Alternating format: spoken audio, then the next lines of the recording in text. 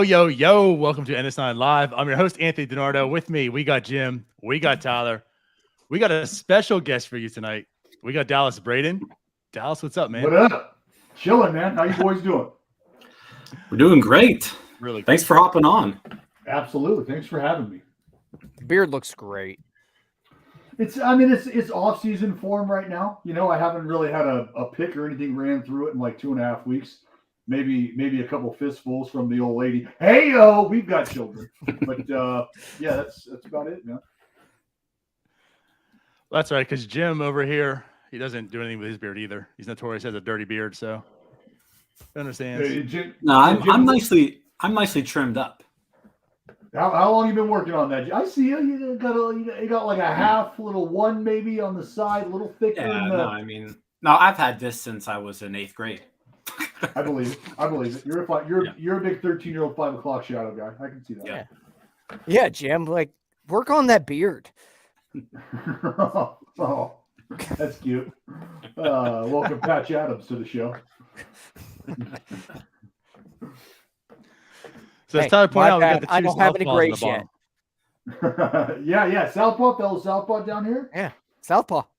That a baby. So you got the mic on the left side or mic on the right side? Left, Okay. baby. All right. All left. Yeah, Watch on the left side, mic on the left side. I'm a mic on the right side because it's like a watch thing. You know, like I wear my watch on the right hand as a left-hander. You wear your watch on the right? That's weird. Yeah. Righties. What side do you wear your watch on? I'm left as a righty. Yeah. Yeah, see? I've never Tyler, you wear it on your left hand too? I never heard of that as a lefty. Yeah. You're a fucking weirdo. I do Can I shoot say the F basketball word? right-handed. You're an effing weirdo. No, I am a fucking weirdo. Okay. Like, I wear the watch on the left. I do shoot a basketball right-handed. I golf right-handed. I'm a weirdo. Yeah, see, I get you're it. not. Yeah. You're not a full lefty. It's cute. It's cool though. You want to claim it? You can around your friends, but not nationally. So you're not left-handed. Welcome. You know, I was a soft tosser. Thumber? I was well, a soft tosser lefty. That's all. Then you're in the club. Then you're in the club. If you're a thumber, then you're in the club. But you do a lot of other stuff right-handed. We don't need to talk about that though. Yeah, we can ignore that. Rich Hill, you boys excited about that? You know who else is a left-hander? Who? Yeah, Rich Hill. Mm-hmm. Yeah, that's right. That's right. I heard. I heard you were excited, Dallas. I was excited. Yeah, you seem excited. Look, you need things to get excited about, right? And look, let's get started here. The reason for my Pittsburgh Pirate fandom is, it starts way back when I was like Carabas high to a grasshopper. That's like ankle high. So I was just a wee litlin, and it was the Pirates, the uniforms, the color scheme, everything got me psyched up about the Pirates. And two of the best kids in our little league played on the Pirates. The Pirates just kicked the piss out of everybody back then. So I was aware of the Pirates. But then, if we're being honest, fast forward, there's some similarities between organizations across the game of baseball, right? And as a player, I experienced what it's like to play for an organization that is just a lot different than a lot of other organizations. And so, in that respect, I don't want to say it's rare, but it's not every day where you can look across the board and see a lot of similarities in the way that, maybe it's roster construction, roster turnover, business approach. There's a lot of different ways we could go. And I'm sure there's a lot of different ways you guys like to go, considering what you've experienced as Pirate fans. And so as far as the National League vibe or the National League reflection, then, yeah, I could see where some people are like, oh, well, it's easy to be a Pirates fan for you because you're an A's fan. yeah, I bleed green and gold. But there's something about the Pirate underdog story as well that attracts me. So getting a guy like Rich Hill in the building when maybe you're not beating down the door of the division, right? Maybe that's not how things look right now. But if you're thinking about the future, you're thinking about guys that can make any sort of impression on guys that he might come across, whether it's in big league camp or during his time in the big leagues, and whoever's taking the ball in that rotation, sure. Why not be excited? Why not be excited? What else are you going to be excited about? And I don't mean like, what else are you going to? I mean, there's things that you could pick out, but otherwise, it's just another day on the calendar. So I like to keep my glass half full. That's all. Yeah, we don't. Which is why it's a breath of fresh air listening to you talk about Rich Hill with so much passion, because we trash this organization a lot. And finally, we love them, but it's like a masochist type of thing with us. It's just we've experienced it for so long, and it's like when can we be happy, right? But no, I like this signing too. Like, I'm with you. I think it makes the team better. He's probably the number 3 or number 4 starter looking at kind of what's on the roster right now. But I guess I wanted to kind of ask you, because just my mentions all day long have been full of, angry people saying, why did we sign a 42-year-old? Why did we sign a 42-year-old? So like, what do you say to people who say that? And again, this is where, because I think if you look at the rotation as it sits right now, who are we looking at? We're looking at, and we were talking about this today on Baseball is Dead. Download, subscribe. Yeah, Mitch Keller, Contreras, Velasquez, right? Maybe now it might got it pushed out. So Brubaker, Contreras, Oviedo, and then Velasquez is in there too. Yeah. So maybe not a extremely ripe group in terms of young, but is there something to say for a stabilizing veteran presence that just by showing up, by being there, sort of allows everybody else to fall in place? Even though, as you guys said, you got them slotted 3-4 maybe coming out to start the season in that rotation. Rich Hill being 43 years old, Rich Hill able to be the father of somebody else in that rotation, just that presence, that makes a difference. And the dude's been doing it. He's been doing it for a long time, and he's been doing it well. So why not, if you have needs, if you're the Pirates, which is somebody to stabilize and somebody to be a respected veteran presence in a rotation full of guys who are either looking for a chance to really stake their claim to a spot in this rotation, or in the case of Contreras, really looking to kind of build on what was laid down last season. Well, having a guy like Rich Hill to lean on for any sort of advice, whether it's pitch sequencing, what to look for in hitters, the league, and how to make your adjustments once you feel like the league has started to adjust to you, that's all invaluable information that no calculator is going to be able to give these guys. Rich Hill is going to be able to do that. So this is where you hope that you find a guy in Rich Hill who wants to be that sounding board, is more than willing to be that teacher of sorts, and then a group of guys who's willing to learn to the point where they're going to seek out this information that Rich Hill has, because it's invaluable.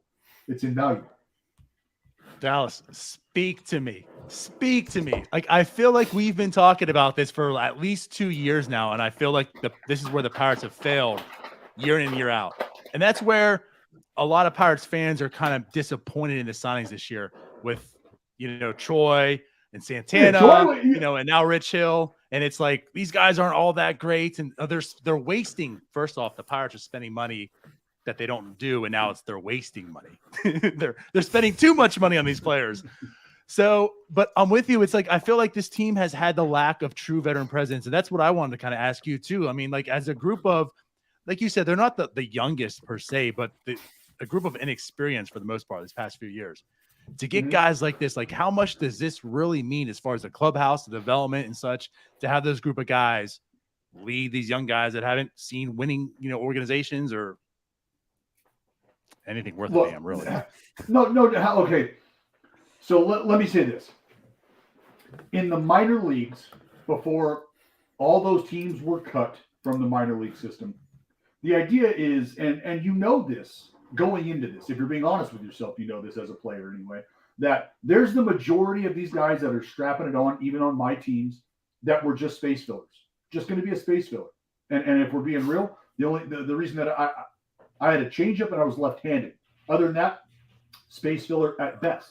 But they're just filling space for the prospects who are going to eventually make up the major leagues, who are going to become the big league players. If the minor leagues were just full of only big league players, then the minor leagues wouldn't exist because all those guys would be in the big leagues, and the minor leagues would look a hell of a lot different. So you need the eventual doctors, the eventual lawyers, the eventual insurance salesmen to be playing second base and to be catching, to serve a role for the greater good, the entity that is Major League Baseball. And then when you zoom out and go larger scale, unfortunately, sometimes it feels like teams are a part of that, where there's tiers of teams, right? Tier 1, super competitive, championship aspirations year in and year out. Tier 2, you've got folks who understand where they fit in payroll-wise, are willing to spend on a player here or there and make a splash, but ultimately aren't willing to really go for it. And then Tier 3, it's you're really maximizing the data combined with a minimalistic payroll or business approach and hoping that you can survive and compete with those other two tiers. And that's kind of how you have to look at your organization when I think you see signings like this, because you ask yourself, and I always ask myself this when we're talking about players landing in different spots. Okay, were the Pirates a G-Man Choi away from winning the division? Were the Pirates a Carlos Santana away from winning the division? Were they a combined signing of those two away from winning the division? I think the answer to all three of those questions is probably a no, right? But what is the impact? Well, we have these guys, we have their service, we have their experience. That comes with a price tag at the big league level. At the professional level, that comes with a price tag. Teachers get tenured, and they get paid X, not based on the impact that they're having anymore in the classroom, but based on tenure, right? Shout out teachers, the most underpaid people on the fucking planet. Next question. They have to figure out a way to groom and keep these young guys that are coming through their system interested in getting better. And that's by having veterans there who just demand you show up and go to work because they know what it's like. If you don't have people like that making that kind of impact and being that sort of presence, well, now you are a ship without a rudder in a vast sea of other really battleships and battalions, tier 1, tier 2 teams. So you need guys like Slam Tana. You need guys like G-Man Choi. I fucking love G-Man Choi, by the way. Absolutely. I love every minute of that dude. His Instagram, love it. Just white puppy puppies and just awesome like public service stuff. Just sweet kicks and shit that you never see. Like, I fucking love G-Man Choi. Dallas, I'm just going to switch a gear here real quick. And you just mentioned Santana, G-Man Choi, and we know that Brian Reynolds supposedly, well, not supposedly, he did request a trade. Mm-hmm. You've been on a small market team. You dealt with the Athletics for a long time. Obviously, they were a lot better than the Pirates have been in my lifetime. At what point does dealing with what Brian Reynolds has dealt with this organization of just not having even a Santana or a Choi, just a bunch of bums, truthfully, and I know they're in the baseball family. You don't want to trash them. But at what point does that just wear on you as a dude? I mean, it's all about the competitive juices. And being in the big leagues should be more than enough fire to warm those competitive juices. From there, you get to a point you want to win. You want to maximize your window of opportunity, and that's earning power, but that's also being competitive. And if you feel like you're playing the game well, you're seeing the game well on a sustained level or at a sustained level, where, again, it's that window, things are just going great. You want to give yourself a chance to chase that brass ring. And if you just don't see it happening in your current situation, I think you start to become, you start to desire more. You're no longer just happy with being here. And that's a great, great thing. That's a great feeling to eventually find yourself feeling, because I think that can drive you as a player, or it should drive you as a player, because ultimately, from a business perspective, you don't have a say in this. What you have a say in is how well you play. And there's an old saying that starts in the minor leagues. You don't like it, and this is regarding everything. The call that you just got screwed on. You don't like the peanut butter and jellies before or after the game. You don't like the terrible hotels or the bus rides. You don't like it, play better. Or play worse and go home. But it's up to you. And that's, I don't know, that's just kind of how it goes. Yeah. I mean, because the other end of that too is if that's not what drives you, then you lose the passion. And like, do you want that's not what drives you. What the hell are you doing here? What are you doing here? And that's not who Brian Reynolds is. Like the dude, just like everybody, they want to win.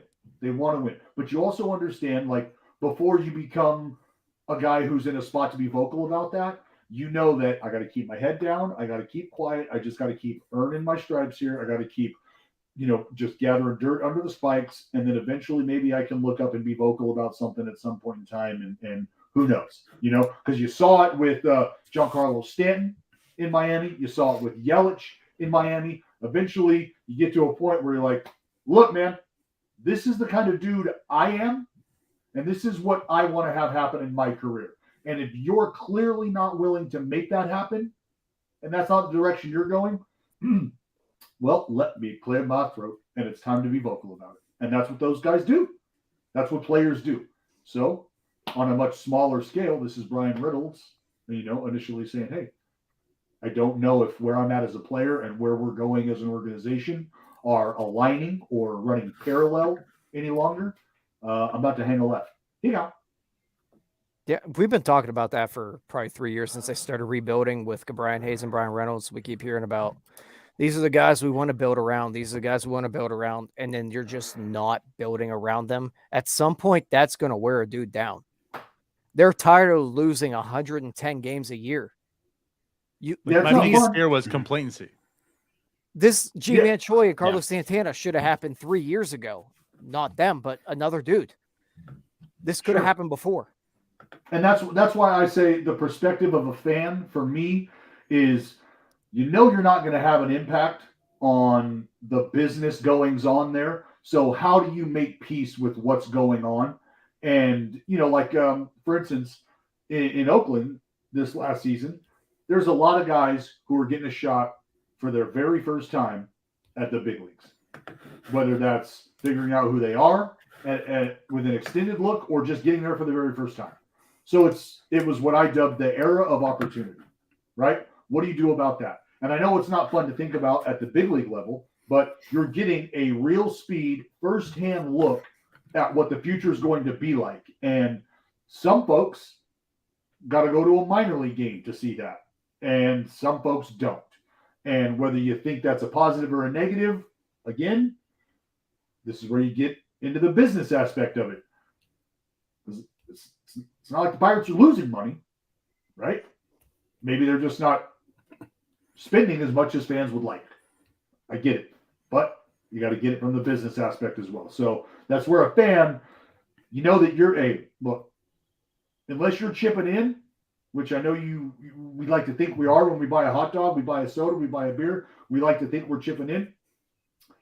Unless you're really chipping in, you're not making much of an impact. And that's something that I think is tough to swallow at times too for fans. So you do what you guys did. You lash out rationally. You form a podcast. You get a band together, and you just start firing arrows. That's exactly what we do. We tweet about them too. Understandable. I guess back to I want to kind of go back to Rich Hill for a second here, because I feel like a lot of Pirates fans don't really know. Like Jeff Passan broke the news, right? And in his tweet, he's like, the Pirates signed 42-year-old veteran, Rich Hill. But like when he's healthy, he's been really good, even at this age. I mean, I'm looking back here. It's been 10 years since he's had a season with an earned run average over 4.27. Like that's a long time in Major League Baseball where he's been putting up pretty solid lines. So I guess my question to you is like for fans who maybe aren't familiar with Rich Hill, and they just kind of see the age, like we talked about before. Like what can Pirates fans expect out of him this year? Well, again, to your point, it's been a long time since Rich Hill has gone out and just been absolutely god-awful, unserviceable. Like, I can't tolerate this guy taking the ball from my team. It's been a long, long, long time since that's been the case for Rich Hill. It's also been a while. I mean, well, I guess it hasn't been that long. What, last year? Yeah, in 20 year, right? 30 starts, year, 31 starts. 26, the year before he made 31. Yeah, so he's okay. Yeah, not last year, the year before. So the last two seasons, 25 plus starts, right? Yeah. And so you're not going to get 180 innings out of Rich Hill. Get 150, maybe. That'd be nice. That'd be really nice. I think you're probably slotted for somewhere between 110 and 140 innings for Rich Hill. Again, though, where is, and this is where you look at the bullpen, is that going to provide guys an opportunity to establish themselves in certain, and I hate falling on lazy verbiage, which is like figuring out roles, because I firmly believe this day and age in the bullpen, like the idea of a role, few and far between. I need each and every one of you to have a very specific mindset. And that's a conversation for another day. But maybe it's an opportunity now for some of these arms in this bullpen for Pittsburgh to really start to go to work and get that big league experience and feel what it's like to pitch, 3 out of 4 days, things of that nature. And if Rich Hill is being able to get through 5 innings, maybe 6, who knows? Well, he's offering those opportunities because it's a lot to ask your bullpen to cover 12 outs. But again, Rich Hill's not giving you 150 innings. So the bullpen's going to have to step up somewhere in there. So having a guy, again, glass half full, you can look at it and say, the bullpen's going to get worn out. I'd like to say this is an opportunity for the bullpen to step up and establish themselves. Dallas, you've low-key been a Pirates fan for like a long time now. You know this bullpen has been used a lot in the last 3 years. Sure. It's not been pretty. and look, man, that's part of like I believe there needs to be a wholesale shift in the mindset of relievers from the minor leagues to the big leagues. And I think that's happening more and more as the younger generations continue to find their way to the big leagues. But look, I hate to say it, but is it fair? Is it a fair assessment that maybe things in Pittsburgh have not been, they haven't been the front runners in terms of player development? I think that's fair to say that. Is that a fair assessment? I think that's a fair assessment, yeah.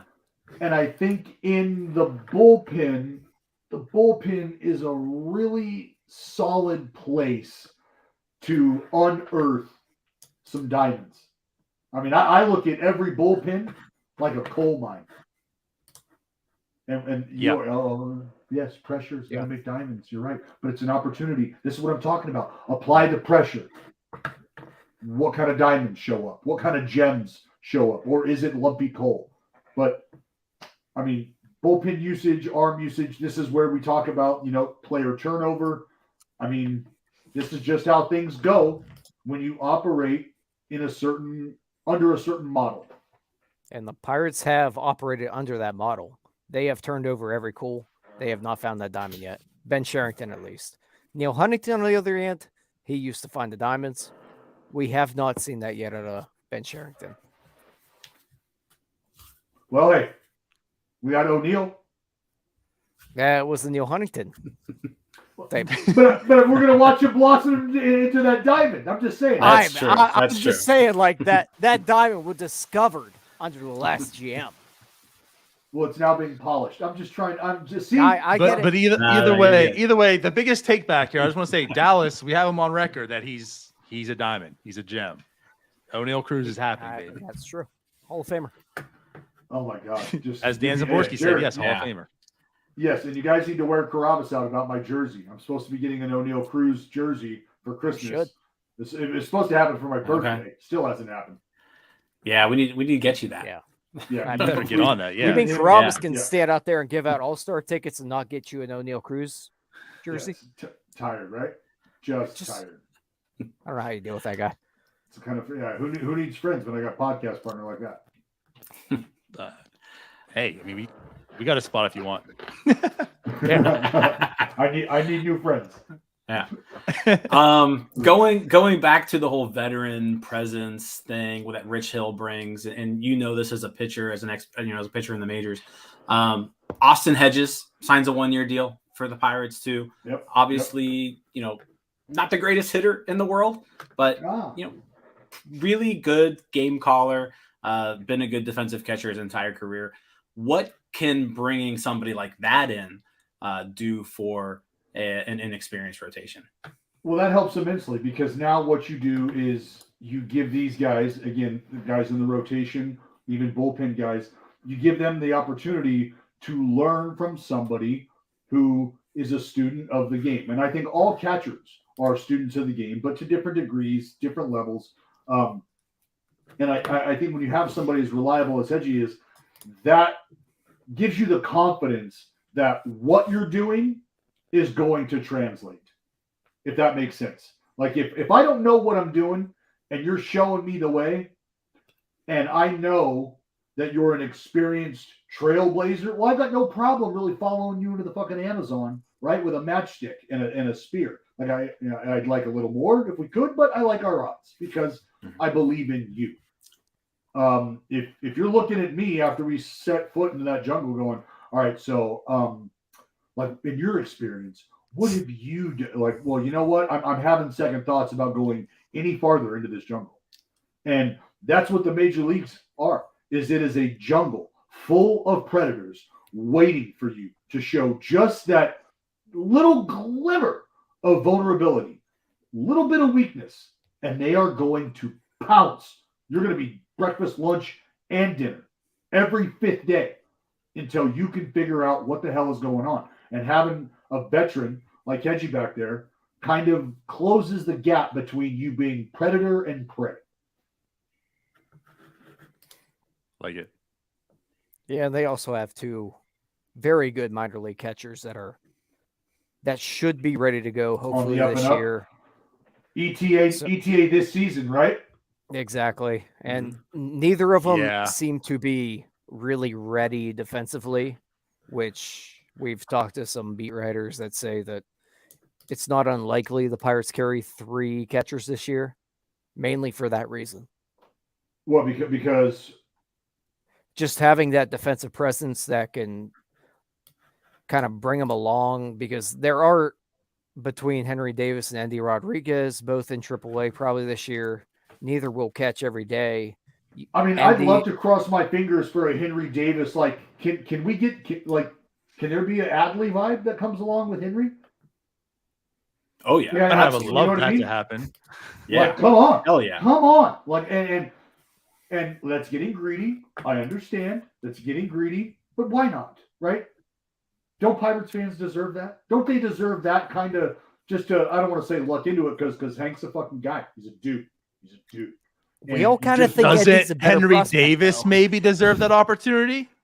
Yeah, I mean, with the new rules, like, doesn't he deserve the opportunity? Him and Andy Rodriguez. Hey, kid, take your shot. Try to get Rookie of the Year. Benefits me. Yeah, but anyhow. I'm with it. Yeah, we won't see him till June now. It's already been shot down. Yeah. But see, those are things that you can be excited about. Those are things that you can look forward to.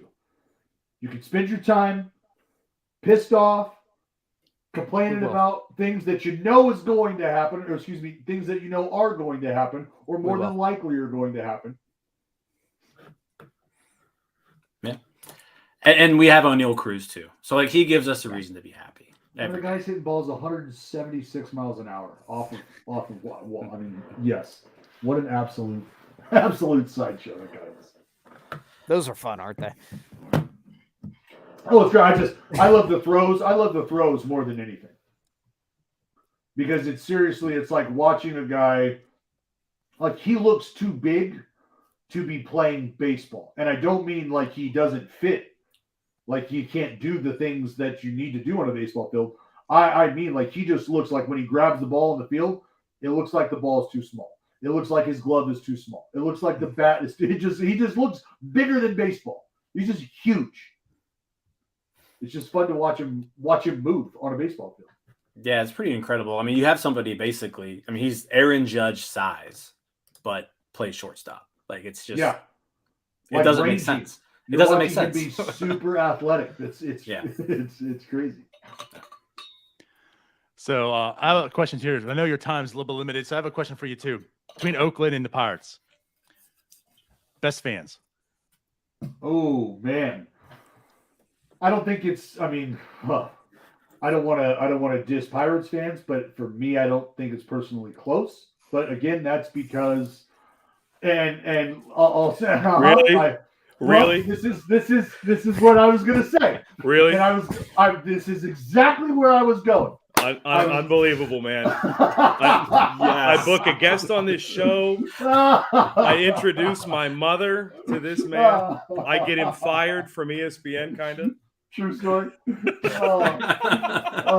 So I was going to say there's a group of people in Oakland, and they are diehard, dedicated, faithful fans, and they're sprinkled all throughout, but there's large contingencies in left field and in the right field bleachers. We know them. We love them. They've got signs. Shout out to my boys, Brian, the last dive bar, right field Will. We got Jen in left field. The whole gang they are incredible fans. And sometimes you look up and, okay, sure, maybe you can count them all on your hands and toes, but that doesn't take away from their passion. And it doesn't matter if it's a rainy Wednesday night, whatever night it was, Monday night, Wednesday night, I don't know, in Pittsburgh, there are people who are rocking the threads to the Rotunda and letting it be known that it's Buccos for life. You're damn right. So you can't replace that kind of passion. You can't. You absolutely I hope can't. not. And you can't fake it. This is How you been, buddy? It's good to see you, Dallas. I've been great. Not as good as you, but I've been all right. Yeah, we don't need to talk about you getting me fired from ESPN. I think we should probably maybe talk about that just a little bit. I need everybody to Now know I'm intrigued. that. Because we can't. We can't. Yeah, I confirm kind it. of need to know about this now. Okay, so check it out. Yeah. So Dallas is working for the four-letter network. Yep. And it was it Sunday Night Baseball or Monday night? I think it was Monday Night Baseball. Yeah. Well, no. It was Sunday, I think. Was it Sunday? No, Yeah. It was. I was there. It was a Sunday afternoon game, and you were delayed. So you were calling it with Eddie Perez. Yes. And Eddie hung out with us for a while. He's like, "Hey, check it out. We want to do a bit with you guys tomorrow because." And well, I'm just gonna go ahead and say I think Eddie's gonna get in too much trouble. He's like, "You're playing the Cubs, and we hate talking about the Cubs." He was like, "Dallas is coming out. He wants to hang out with you guys. Like, he's nuts. You're gonna love him." And he was right. But Dallas comes out. You do a whole bit. It was supposed to be like between innings, and you were there for what, an inning and a half? It was at least 6 outs. For a while. At least 6 outs. Hanging around, signing autographs. There we go. Yeah, that one. boy. You want me to show him the top? I'll show the Denard. top.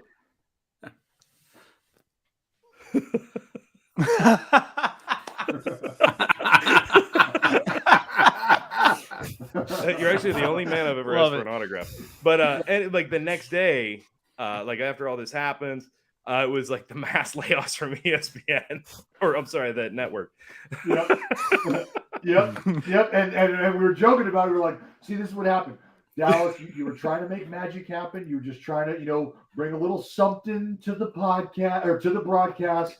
And so I was like, yeah, I'll go out there and fucking run around and, go ask some questions, whatever we want to do. So I went out there, and as he said, it went from me going to be out there for like, a half inning, little in between. I don't even think it was a half inning. It was supposed to be just like between innings. You were supposed to run out and run back, and you were there for 6 or maybe 9 outs. Yeah, I think I just spent the rest of the game out there. You had to get back because you got yelled at by whoever your producer was. She was lovely. I don't remember her name. She was very nice. And she was desperately pleading with you, and you were just ignoring her and signing autographs. And she looks at me like, and just has this. She goes, "He won't come back." As you're running around with a flag. Well, that's what I was gonna say. It went from me like doing a quick little segment to eventually I've taken my jacket off. I'm being dressed up. I've got a sash on. I got a fucking hat. Put the bandana on you. It's whatever you still wear your hair out. And I'm just running up and down the rotunda with a giant pirate flag. Oh yeah, I still have that video somewhere. I'll send it to you. You can send it to Carabas. It was phenomenal. It was a great time, a great moment. And you know what? And the Pirates, honestly, I think at the time were losing like 14-0. It was pouring down rain. Oh, it was an absolute bludgeoning. Oh, it was a bloodbath. It was horrible. It was pissing. Yeah, and it was like 45 so much like degrees. That puzzle we had today. Oh my god. Yeah, just like the puzzle. Oh god. Yeah. Former host of the show, Ryan Alexander, put together a Pittsburgh puzzle today, and it has in the puzzle it's the cartoon, right? It's an artist drawing, but in the puzzle it has a scoreboard. And PNC Park says guests 12, Pirates 0. Oh. It could have been a puzzle. It could have been a picture. Who knows? It was just being realistic. That's all. That hurts. Yes, the Pirate fans, a huge soft spot. A huge soft spot in my heart for the Pirates. You don't have to say that just because I'm on. You can continue to shit talk if you want.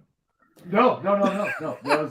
You do mean it, though. You do mean it. You have gone to bat for the Pirates on more than one occasion. Yes, I have. We have accepted you as one of our own. And I will continue to go to bat because and look, you know what? If we're just looking at our eclectic group here as fans, two fellas on the bottom, glasses half full. Three fellas on the top, at times glasses maybe not half full. Maybe not so much. Sometimes it helps if my glass is half full, if I have to watch the Buccos. But you know, I keep it in a Yeti so no one knows. There you go. The depth. Oh no, we can all feel the depth of your pain, my friend. You've been a pirate. So Dallas, you broadcast some games in Oakland, right? True story. I know everybody plays everybody this year. Mm-hmm. So the A's come to Pittsburgh. Yes. First week in June. First week in June. Are you on the schedule for that? Do you know? Does a fat puppy fart when you kick it? There you go. All right. I'll be there. Good stuff. Do we need to be there? I feel like you probably should be there. Is this room for a live podcast on the Rotunda? It could be. Oh, stop it! I know a spot. Yeah. We can sneak lobsters in and microphones. But only if Don't get my lobster kicked out. I need a full costume though. I need full get up. I'm not doing it in just fucking street clothes. Dallas, please stop. You like, why would you even bring that up? You know that that's simply going to happen. Yeah, that's the most ridiculous thing I've heard all day. All right. I just want that to be known. I'm not doing it wearing normal clothes. Or any clothes, maybe, by the end of it. That was actually the outfit. I was just going to hand you a hanger. Fired off another We'll be there. Right? Way to go. You just hate my family, don't you? You absolutely love to see my family start. Yeah, you made enough. We're fine. What a pirate. See? Like a true pirate. Yes. After my booty. Unbelievable. Yeah. We're going to restrict your pay as well.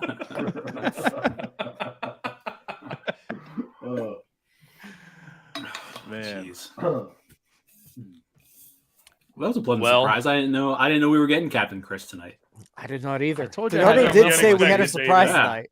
The Renegades of Rotunda, often imitated, never duplicated. Let's go. There we go. Expect the unexpected.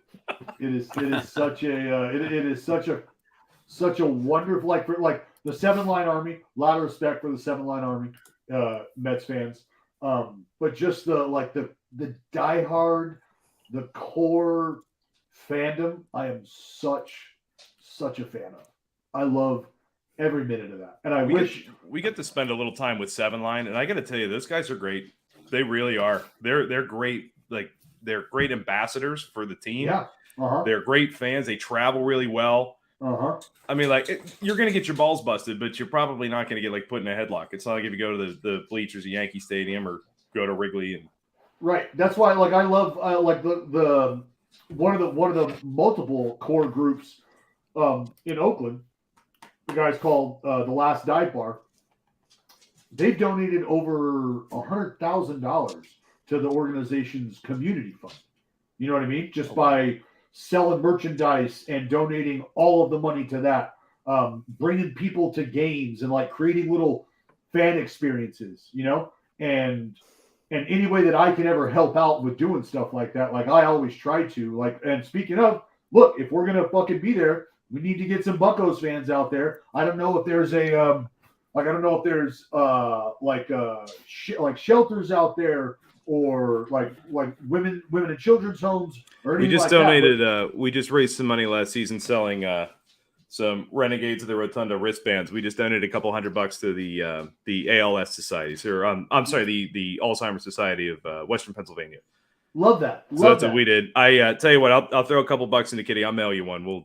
I'll shoot you a message. We'll get an address for you. So I'll send you a couple of these bad boys. Like seriously, like if we're looking at the schedule, June's going to be a thing because they're playing baseball and I'm going to be there. Let's get some folks who don't have the opportunity to get out to baseball games. I'm on it. Let's get them to the baseball game. All right. Let's figure out a way to do that. Let's make that happen. Because if we're going to be able to do a live show or whatever it is, hang out and fuck, man. Let's make that happen. Sir. But that's the kind of shit that, for me, when fans are taking their fandom to that level, they're having an impact. And because that's what fans want to do. They want to have an impact, right? That's all we do. We want to show up. We want to yell. I want you to hear my fuck you louder than the guy next to me. I want you to know that was me telling the other guy that they're fucking terrible. That's why he swung and missed. Your slider's nasty, but did you hear the conviction in my "you fucking suck"? So that strikeout goes to me as the fan in section 347. Got it? That's me. So you just want to make best an thing impact. Is we can all hear you on TV right now with the tens of people in PNC Park. So it's good. So scream it loud, scream it proud. Right. But that's why, and knowing that about the Renegades, that's why I said, like it is like as far as 1 and 2, like man, like I truly appreciate fans that care enough to look beyond what's happening on the field. I thought you were going to say fans that look like idiots at baseball games. that too. I'm doing my part, but I'm just one man. So a big shout out. But yeah, let's like I said, let's make something happen in Pittsburgh, man. Let's get some we'll be in some touch. folks who are baseball fans out there. Some folks who don't know they're baseball fans yet. Let's get them out there. Yes, sir. Love it. Right on. Yeah, love it. Well, all right, boys. It's been great rapping with you. Thanks for having me. For sure, Dallas. Shoot me. Yeah, Is this live? Is this thanks live? for coming on. This is live. This It's live. This is live. Oh, hey. By the way, so Dallas, tonight's show is gonna be live. Okay. All right. Sounds good. Don't say anything you don't want anybody to hear. Fair enough. Got it. This was just us, right? This is just. Yeah. Just chopping it up with the boys. I love it. Well, take So for care. real. Yes. Thank you Thanks for coming having on, me. Captain Chris. Yeah. Thank you for your appearance. Thank you, Love you Dallas. guys. Thank you, We'll Captain see you Chris. soon. Oh, here I Okay. wanted to get. Awesome. Hold on. I wanted to. Oh no. Oh wait. Her.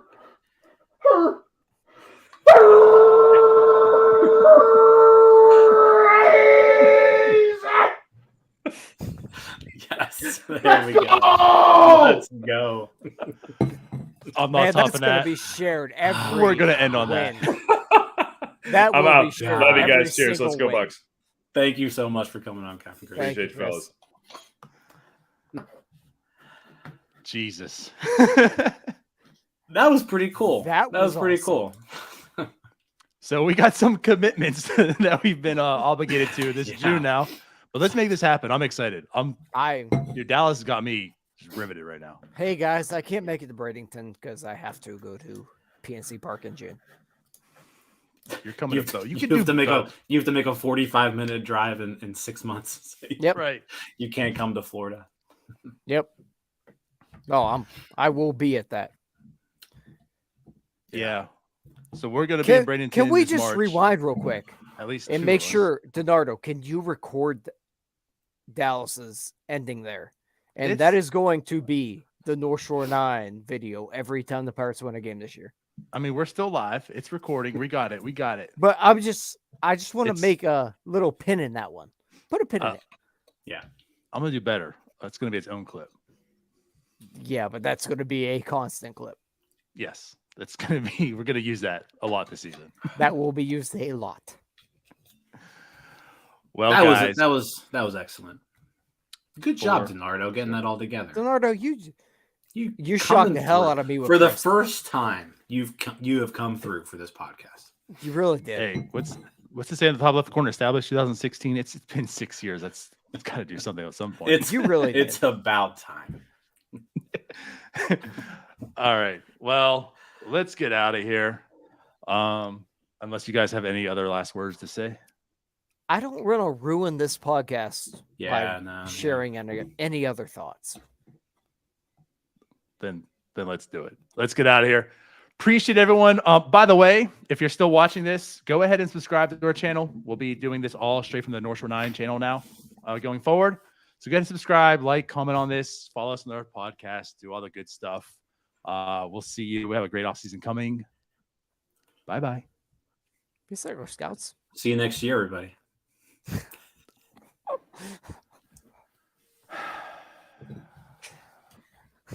He had to do it. So everyone's still watching. This is the new North Shore 9. Tyler and I say goodbye.